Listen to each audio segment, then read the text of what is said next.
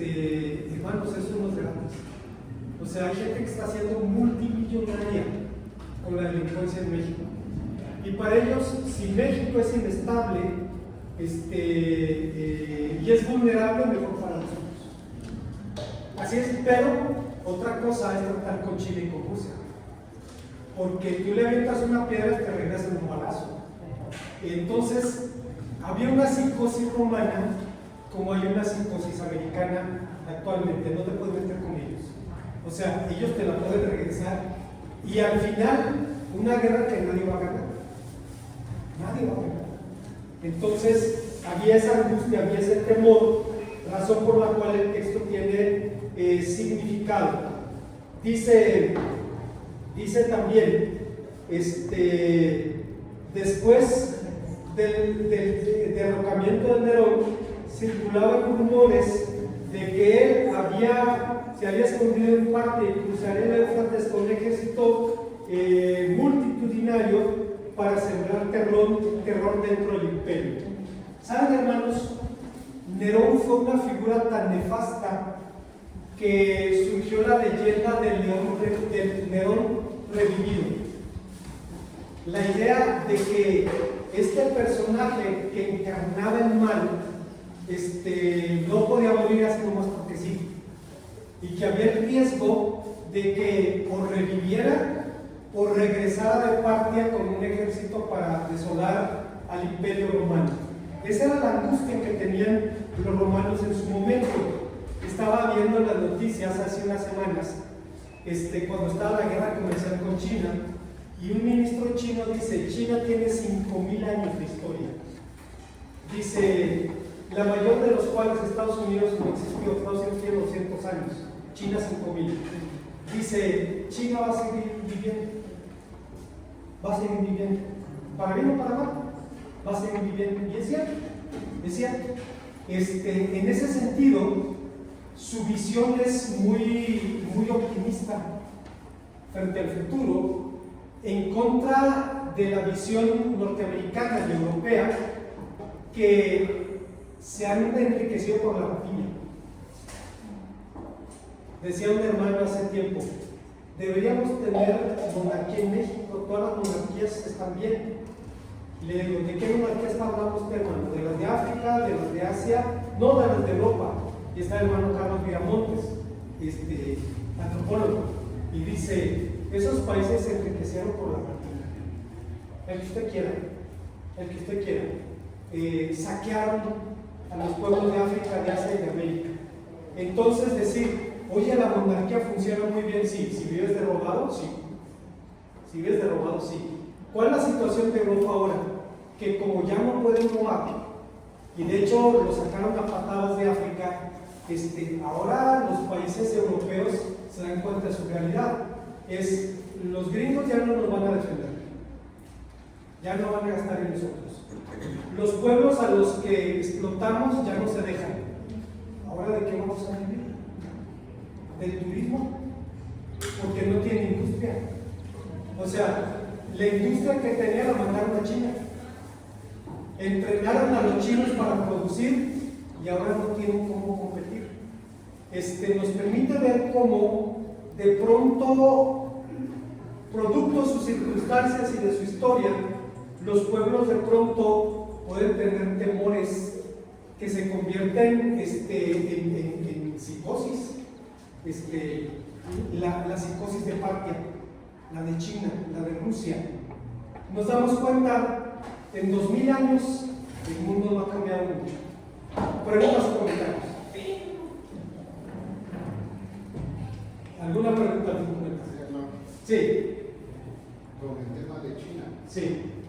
Desde los años 70 los maestros decían que era el tigre dormido. Sí. Y empezaban a ver el tema de los desfiles militares que hacían y todo eso. Y muchos decían que empezaron a tener temor. En el tiempo de Fox, con esta labor, presentaron su esquema para México y Latinoamérica. En el tiempo de Fox, Sí. Y son gente que probablemente eso ya lo están viviendo ahorita. Ellos lo pusieron para su futuro. Sí. Pero es algo que sí se dio. Y ellos observaban muchas cosas, como dijo usted, piensa que alguien vive de lo de otros, sí. ¿no? Vinieron de América mucho tiempo, en lugar de pedirle perdón que nos dieran disculpas a los amigos españoles, pues mejor nos hubieran regresado por lo que se fueron, ¿verdad? Y ellos comentan que los errores que tenemos como nosotros como sociedad, principalmente de que ellos no gastan en campañas políticas. Aquí se gastan 20,000, 30,000 millones de dólares en propagandas y a veces nada más de algunos estados, y ahí tenemos las consecuencias, ¿no? De que se gasta mucho dinero y no se invierte en lo que realmente es de utilidad. Ahorita vemos que va a haber una elección donde les prohíben que haga proselitismo y que voten los que quieren votar. Los chinos no hay de otra, ellos ya pueden decir que tienen que comer y no hay más que esa sopa, se la comen. Entonces, pues ellos se siguen alimentando porque ellos ya estuvieron en decadencia, y ahora algunos de ellos ya subieron 3 o 4 escalas sociales, ya son doctorados, maestrías, y siguen adelante en la tecnología. Le dieron un buen paso a Tesla, de que aquí en Monterrey no han podido producir nada y ya están saliendo, pero están calientes. Hermanos, en 1968 la economía de China era el tamaño de la de México. China es 4 veces más grande territorialmente que México y de población tendrían en ese tiempo 500 millones. Eran del mismo tamaño las dos economías, pero en 50 años China es la primera economía del mundo ahora, ya es la primera. Dobló a Trump. Trump dice, ganamos, no ganaste, amigo. Si los chinos no llegan a un acuerdo, ustedes se van, porque Estados Unidos no produce nada ya. Todo, fíjense, dicen, nos han robado los trabajos. No, amigo, no te robaron nada. Tú mandaste tus fábricas para pagar sueldos de hambre fuera de tu territorio. Y ahora te quejas de poco. O sea, lo que estos pueblos hicieron fue enriquecerte más. Pero hermanos, 50 años después China es lo que es. Cuando éramos del mismo tamaño las dos economías. Otra vez, el mundo no ha cambiado mucho. En aquel tiempo Paraguay era parte, al oriente. En este tiempo son Rusia y China al oriente. Pero se convierte en una obsesión. Porque sabes, no los puedes destruir. No puedes acabar con ellos. Y entonces la enseñanza sigue siendo vigente para el tiempo, para los creyentes de todos los tiempos. Dice el texto de Juan Estal, dice, es obvio que esta apertura del Éufrates remite a lo mismo del Mar Rojo y del río Jordán en pasajes bíblicos. Otros pasajes del Antiguo Testamento aplican la figura de con varios contextos nuevos. Su uso para describir la caída de Babilonia era especialmente apropiada porque Ciro desvió el cauce del Éufrates para poder entrar en Babilonia. Otra vez, siempre están estas figuras que tienen un marco histórico. Por eso, hermanos, no necesariamente tenemos que esperar que literalmente el Éufrates se seque. Ahora hay tecnologías para cruzar los ríos sin ningún problema.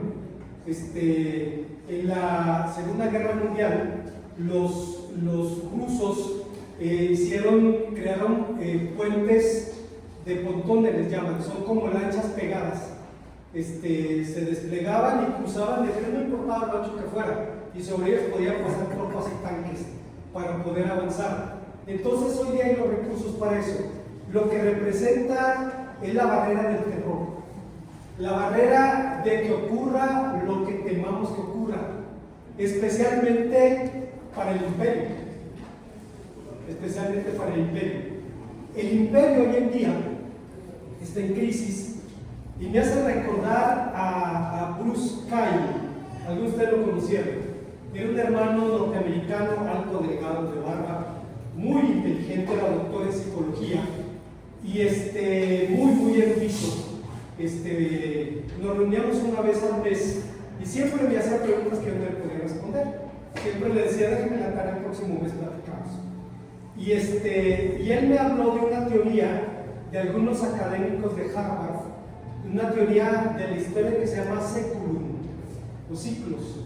Y esta teoría dice que el mundo se mueve en ciclos parecidos a los ciclos de la naturaleza. Dice, cada ciclo dura más o menos 25 años. Hay un ciclo de primavera donde todo está bien, todo hay optimismo, esperanza. Hay un ciclo de verano donde la civilización crece, se expande. Hay un ciclo de otoño donde madura. Dice, ya hay un ciclo de invierno donde termina el ciclo natural. Dice, parece que en la historia humana hay ciclos de 25 años y cuando llega el ciclo de invierno, dice, es un ciclo que termina siempre con guerra y con la incertidumbre de quién va a ganar. Dice, hoy en día pareciera que Occidente está en el ciclo de invierno. Es decir, hermanos, ya para votar por alguien como el señor Trump, significa que no hay mucha esperanza. O sea, si ya votas por un loquito, por un megalómano, por un hombre que cree que el sol sale cuando él se levanta, significa que el mundo occidental está en crisis. Está en crisis verdaderamente. Otra vez, a la luz de la Biblia, los poderes cambian, hermanos, pero el reino de Dios permanece para siempre. Los poderes cambian. Lo que pasó a los griegos, a los romanos, a los sirios, a los asirios, a los babilonios, a los cruzados, a los británicos, le va a pasar a los norteamericanos y le va a pasar a los chinos después. O sea, son reinos perecederos, fugaces, frente a un reino eterno, el reino de Dios. Y esto, hermano, nos permite entender las palabras del Señor Jesús, quien dijo, cuando veáis que ocurren estas cosas, erguíos porque vuestra redención está cerca. Para la mayoría de la gente es motivo de terror, para los cristianos es de consuelo y esperanza, porque lo que Dios dijo se está cumpliendo. Hay una historia rabínica de 4 sabios que fueron a Jerusalén después de que la ciudad fue destruida. Era Rabí Akiva, Rabí Yohanan, eran 4, no me acuerdo los otros nombres.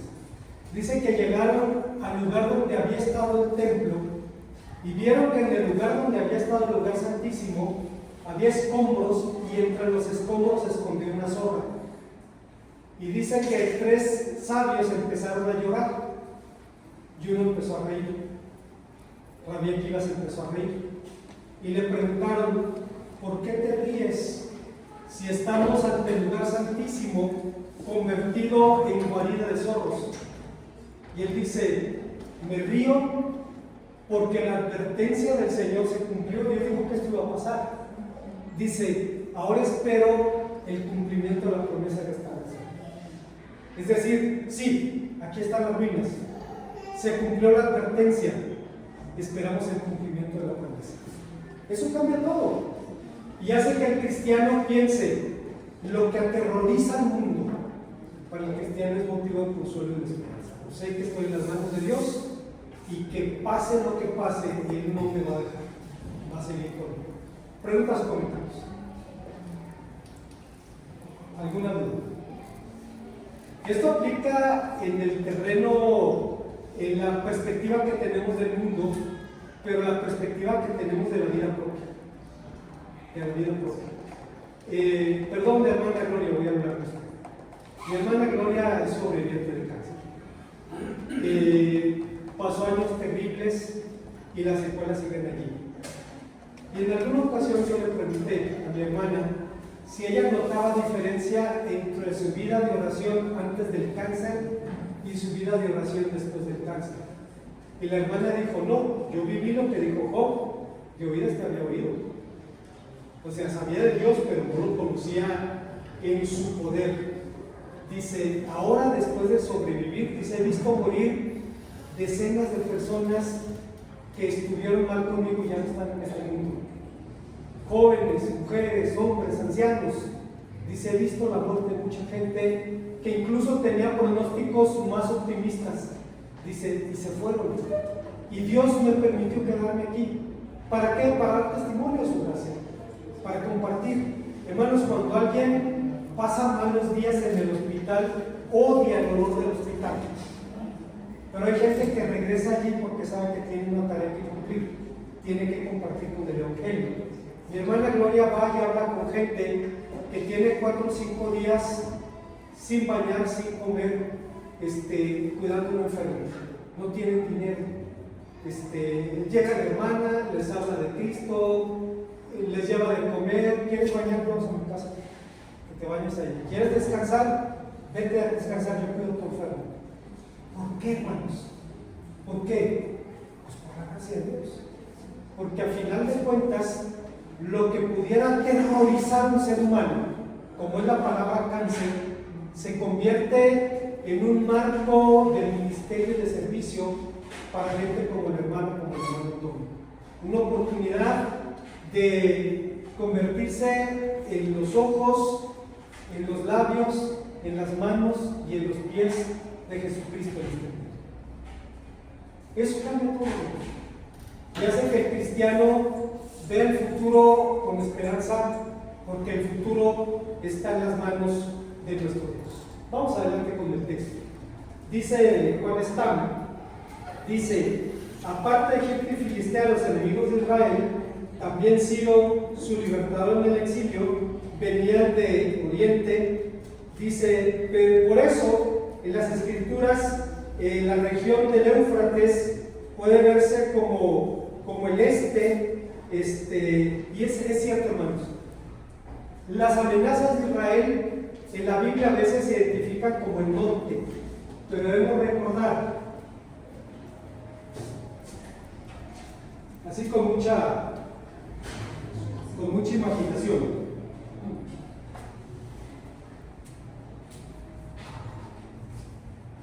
Aquí estaría Turquía, aquí estaría Siria, Palestina, la península arábiga, más o menos, pero está la región llamada la Media Luna Fértil.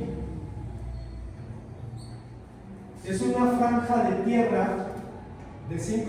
tierra fértil de 5 centímetros de profundidad, rodeado por 2 océanos, uno de agua salada y otro de arena. Y los enemigos de Israel, por causa del desierto arábigo, siempre venían del norte. Realmente no eran pueblos del norte, eran pueblos que venían del norte porque era la manera natural de entrar en el territorio de Siria y Palestina, pero estaban ubicados en el oriente.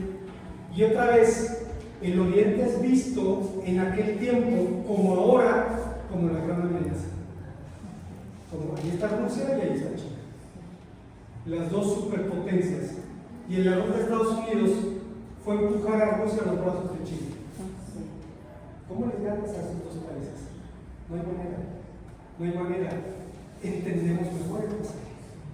Entendemos la angustia de los romanos de que el Éufrates se secara y los partos pudieran cruzar por Rusia. Ese temor existencial, la idea de nos van a destruir. Y es una idea y un temor que caracteriza al reino del mundo. ¿Ok? Dice el texto, déjenme ubicar dónde está.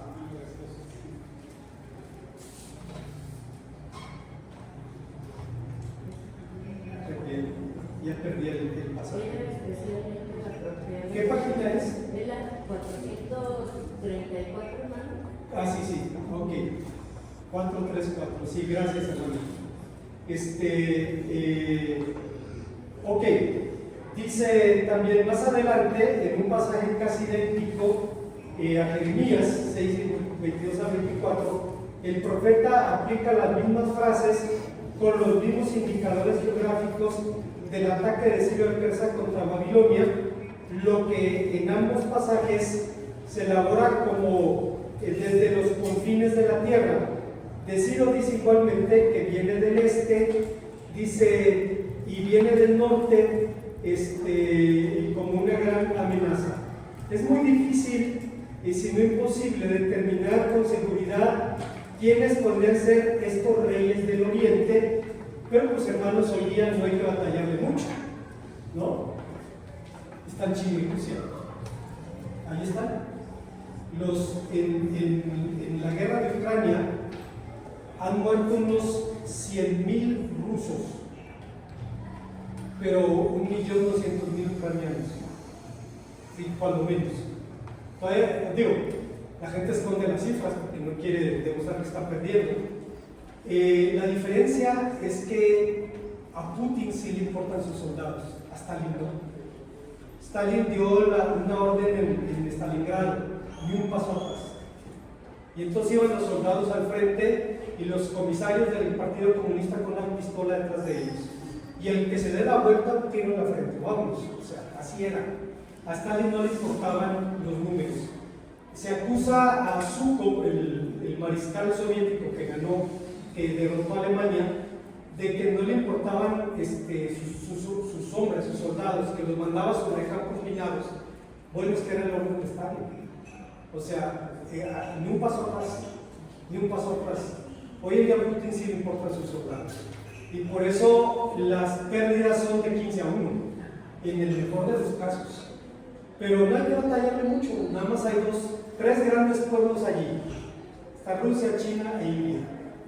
Casualmente las tres potencias del mañana, llenos de gente, de seres humanos. No ha cambiado mucho, hermanos, la historia y le da más pertinencia que nunca para nuestro tiempo. Preguntas o comentarios para terminar. Hermano, Sí. Entonces, viéndolo ahorita, toda la prosperidad que hubo en Estados Unidos, Sí. Fue como una prueba del Señor para enseñarnos que, pues como nosotros no pertenecemos a esa tierra, ¿cómo se dice? Que somos Extranjeros y peregrinos, le dio todo ese poder a Estados Unidos y todo esto para enseñarnos a nosotros que realmente ahí no estaba nuestra libertad. Sí.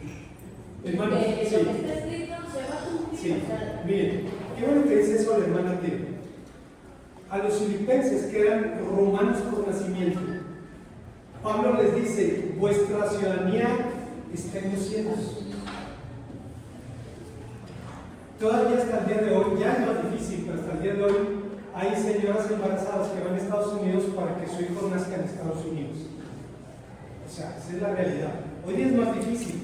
Ven a la señora embarazada, no lo pasas. Ya no pasas. Y posiblemente cambie la ley de que ya la ciudadanía no se adquiere por nacimiento, como ocurre en los países árabes. Usted puede tener 5 generaciones en Arabia, pero si su padre no es árabe, usted no es árabe. Usted sigue siendo extranjero. Pero mis tatarabuelos nacieron aquí, no es ciudadano árabe, punto, se acabó. Ahora hay una razón económica. El rey les paga una pensión a los ciudadanos árabes por las ventas del petróleo, reparte utilidades. Entonces todo el mundo quiere ser árabe, ¿no? Que le regalen una pensión vitalicia por los recursos del petróleo. Pablo les dice a los filipenses: nuestra ciudadanía no está en los cielos. Juan Stanley renunció a la ciudadanía norteamericana para hacerse costarricense. Significaba dejar de ser norteamericano para hacerse tico.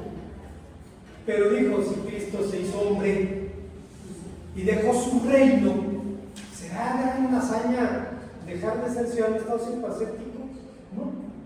Cristo se hizo como nosotros. ¿Cuál es la hazaña? ¿Cuál es el logro? Pues Cristo perdió más que nosotros, digo entre comillas, porque estaba en su propósito eterno. Así es que sí, hermana, efectivamente nos permite a nosotros vernos desde este lado y decir, pues ese reino va a sucumbir, y nos recuerda que ni somos mejores que ellos y que a final de cuentas nuestra esperanza y nuestra seguridad no están en esta parte. Hermana Sandy. Nada más una cosita. La prosperidad de los Estados Unidos, desde el punto de vista de algunos estudiosos cristianos, fue el resultado de la fidelidad de una generación.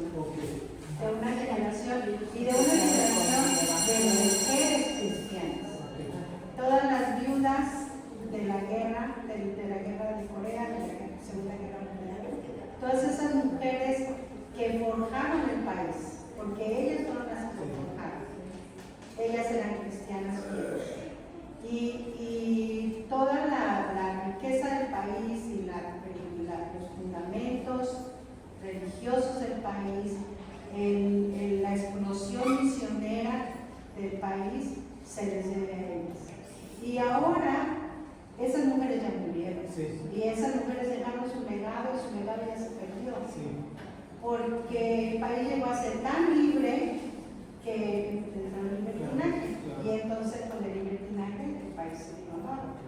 Pero todo eso que Estados Unidos vivió era la bendición de Dios sobre esas personas que habían sido fieles, sobre esas mujeres que habían sido fieles. La generación de Josué de la conquista vio y oyó de las maravillas de Dios. La siguiente generación no vio pero oyó. La tercera generación ni vio ni oyó. Estamos en eso. Gracias a Dios, Dios nos bendiga.